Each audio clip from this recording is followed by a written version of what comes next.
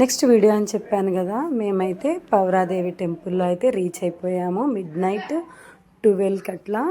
అయితే తర్వాత మేము నైట్లోనే అమ్మవారి దర్శనం చేసుకుందామని చెప్పేసి ఇక్కడ బయలుదేరినాము. అయితే రష్ చాలా ఎక్కువ ఉంది, అలానే కార్స్ని కూడా బయటనే ఆపేస్తున్నారు. అందుకోసం అని చెప్పేసి మేమైతే ఒక 6 కిలోమీటర్స్ అట్లా నడిచినాం కార్ పెట్టేసి. 1 గట్లా రీచ్ అయినాం. రీచ్ అయిన తర్వాత ఫస్ట్ అయితే మా గురువు గారు శ్రీ రామరావు మహారాజ్ ఆయన దర్శనం అయితే చేసుకున్నాము. అక్కడ సేవాలాల్ మహారాజ్ భక్తులు చాలామంది ఉన్నారు. నెక్స్ట్ ఇక్కడ దుర్గామాత టెంపుల్ ఉంది అమ్మవారిది, ఇక్కడ కూడా మేము దర్శనం చేసుకున్నాము. రష్ ఎక్కువగా ఉండడం వలన చాలా అలసిపోయాను. అలానే ఎక్కువ దూరం నడవడం వల్ల కూడా నైట్లో అలసిపోయాము.